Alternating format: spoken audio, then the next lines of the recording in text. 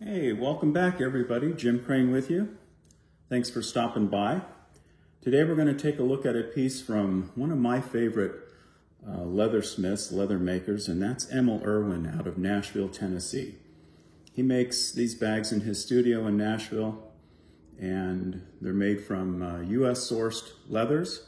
And this particular piece is simply called the mailbag, and for good reason. It is a typical mailbag design. It's follows very closely the original designs that the US Postal Service used 50, 60, 70 years ago.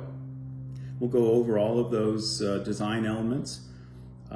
It does have just about every one. There is one element that's missing, but it's been replaced by a design that's even better. So we'll go over that as well.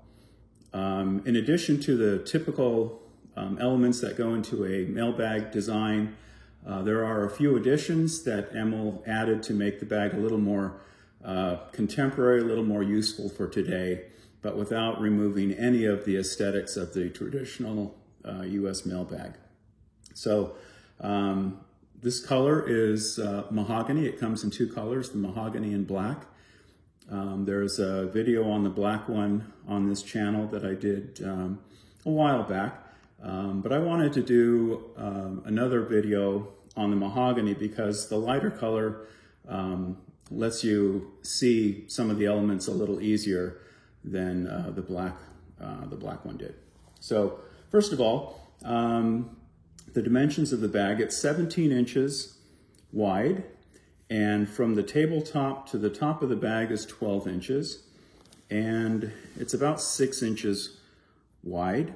It is expandable, it's soft, so it can expand out a little bit more if you need to. So those are the dimensions, the type of leather that's used. This is a signature leather for Emil Irwin that is made by the Horween Tannery in Chicago, Illinois. And to my knowledge, I haven't seen this leather used anywhere else except in Emil Irwin's products. There's two types of leather. We've got a thinner leather that is used for the bag body and flap. And this thickness of this leather is a traditional thickness for a mail bag. It's not super thick, it's not too thin, it's right in between. It's around a 6-ounce leather, but it is very, very supple. It's just a beautiful, supple leather, and you get that when you get the kind of little bit slightly thinner leathers than the kind of like saddle skirting type or really thick leathers. So this is a beautiful supple leather, and it just feels great in your hand. It is so silky smooth. It's just wonderful. And then the strap, the handle, and all the trim pieces. This is a much thicker Latigo leather, and this stuff is really, really beefy. It's super thick, it's rather stiff, it has a very smooth hand to it, but it's really designed for longevity. It's really going to last a long time. So let's get into it. First of all, let's take a look at the shoulder strap. The shoulder strap is adjustable, and it has these kind of unique Conway buckles on it, and I do find this arrangement a little bit faster than the other type of Conway buckle. It's a little faster to adjust, but it's so well made. First of all, we have these nice lobster claw clasps, and all of this hardware is all stainless steel. Emil does use copper rivets that are hand set. You can tell that they're hand set. And then we've got nice little details like this little catch here, this little, for the stray leather. Nice little stainless steel piece riveted in with 2 copper rivets. There's a nice little detail here. Emil Irwin's little logo there stamped in. Inconspicuous, but it's there. Got a nice wide shoulder pad area. So, and because of the thickness of this leather, and kind of the firmness, it does really distribute the weight across your entire shoulder. So you can really weigh the bag down with a lot of your stuff, and it will be very, very comfortable on your shoulder. Okay. So on the back, you can see where it's connected. Again, the Latigo leather here, nice stainless steel D-ring, and then it's very nicely installed back here. So it's covered with this nice little leather detail. It's riveted in, stitched over with this very nice detail. And when you look at this bag, when you first glance at the bag, it looks very simple. You know, it's a simple mail bag. But when you kind of dig down into the details, you can see it's very, very well done. It takes real skill. You've got to be a real artisan to be able to bring all of these elements together in a way that just simply looks beautiful. It's not distracting because your eyes see something that isn't right. You know, there's some little detail that's out of place. If you go over this entire bag, everything is straight. Everything is perfectly where it should be. There's nothing that catches your eye and you kind of go, oh, that doesn't look quite right. It's just so well done. So typically a mail bag is made from 6 pieces of leather. You've got typically a 3-piece gusset. Some makers will make a seam down here, but the traditional place is right here on the side of the gusset. And this top piece of leather runs down over the bottom piece. And that's how it's done on a traditional mail bag. So if there's any water, it runs down and doesn't travel back up into the bag. It's secured with 3 copper rivets, and then it's double stitched. Okay. And another nice element with a mail bag is this really generous storm flap. So on a mail bag, the flap, there's no closure on it. And there are a few makers out there that are still making mail bags this way. It's just a flap. There's no closure needed. The flap is generous, so it usually goes all the way down to the bottom of the bag. There are hybrid mail bags out there. There are many that I've done on this channel where the flap is about half the size, and then there's some kind of closure, either a buckle and a billet, or there's a latch of some kind. But the traditional element is this big storm flap. And I just love that element. I just think it is so easy to get in and out. It looks very classic. It has a very classic design to it. And I just love that. I just love a traditional mail bag. So we've got a 3-piece gusset. We've got this piece here on the front, and it is bellowed like it would be on a traditional mail bag. This is not an easy element to incorporate when you're building a bag, and so a lot of makers leave it out, but it is so attractive and it is useful, but it just gives that bag that beautiful traditional look to it.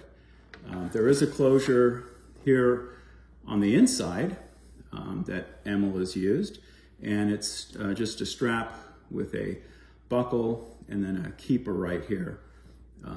You can close it like this if you're traveling. If you're not traveling, you can just do what I do and just leave it undone. That way you get really quick access into the bag. Okay? We've got the straps here on the top, which are made from that Latigo leather. Again, very, very thick. And I love that about Emil's designs. We've got 2 different kinds of leather. We've got the leather for the bag, and then we've got this really heavy-duty leather for the details and the straps. And I love that because a lot of bag makers will use the same leather for all of the design elements in the bag. The same thickness, the same leather that's used in the body will be for this strap and for the shoulder strap as well. And if it's not thick enough, they'll take 2 pieces of that leather and stitch it together to give you a thicker shoulder strap. But in this case, because we're using that thick Latigo, there's no need to stitch a shoulder strap. But I just love that design. I just think that is so nice. The handle Feels very, very secure, and this leather feels so good in the hand. It just has a real premium feel to it. In fact, the whole bag is a premium bag. It is something that is probably not available to everybody price-wise. It is a little bit higher on the scale as far as affordability, but trust me, you get every penny's worth out of this bag. It is worth every penny because the elements that go into the bag and the care that goes into assembling it are just second to none. It is just top-notch, top-shelf premium bag. So let's go inside and take a look. We'll open the storm flap. We'll open this buckle here. I've got something in here to give the bag shape, but inside the bag, on a US mail bag, another traditional element that's missing here would be some piping that runs in the seam here. And the piping is not for aesthetics, it serves a purpose. It strengthens the seam, it reinforces the seam, and doesn't allow water and dirt to get in. But what Emil has done is he has dressed all of his seams. They're all leather bound. So let me see if I can get a good look in here for you. So on this seam here, you can see it's bound and stitched in leather, and then there's this piece of latigo that runs over the top, and then this piece runs over as well. So there's no raw edges inside the bag. It's just beautifully finished off.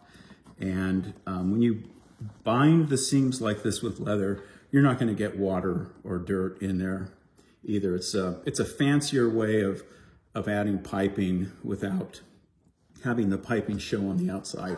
It requires a lot more work to do this. It's a lot nicer looking. It's a lot prettier when you're in the bag. And I really prefer that detail to piping, but I do like the piping detail. What I don't like is when it is entirely left off the bag. So we've got a generous second compartment in here that you can put your laptop or iPad or whatever you want. Folders, paperwork, your wallet, keys, and it's made with the same leather, but what Emil has done is put the raw edges together on the inside, and when you open the bag, you've got the top grain showing, which is a really nice look. We'll go back here to the back. There's also a pocket back here that'll fit an iPad. There's your strap.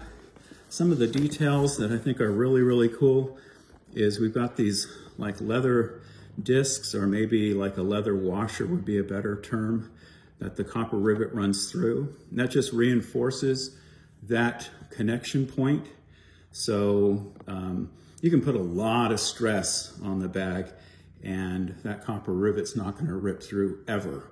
That thing is in there forever. This bag will last easily your lifetime and probably last several generations if you kept it in your family.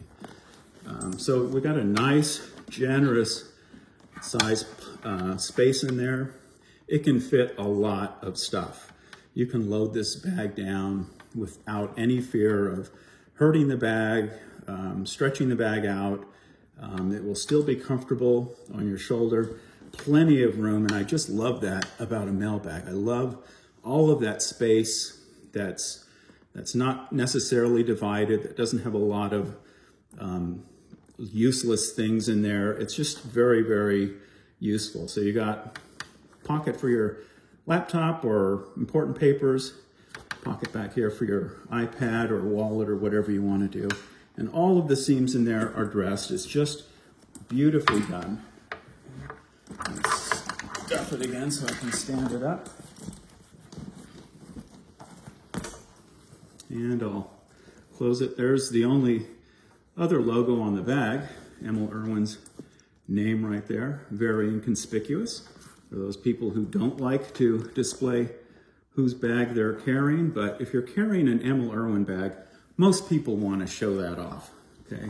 If you're like me, someone asks you what you're carrying, I would be happy to say I'm carrying, this is an Emil Irwin bag. I might not be so enthusiastic if I were carrying a Cole Haan or some other, mass-produced bag. But this bag, absolutely, I'd want people to know what I was carrying. It's an absolutely gorgeous mail bag in every way. It is my preferred choice when I carry a bag if I'm going to be traveling. I don't know what I might be picking up while I'm traveling, as I'm going through an airport or going to a hotel or a meeting. I might pick up binders or folders or things like that. And I want a generous space that I can just shove things in without worrying if I'm going to have to get one of those little plastic bags to carry my things in. I want to put everything where I know it's secure. And so when I travel, I like to carry a traditional mail bag design because of those elements in it, those features. So again, this is the Emil Irwin mail bag in mahogany. And I thank you guys for stopping in, and we'll see you again next time. Take it easy, everybody. Bye-bye.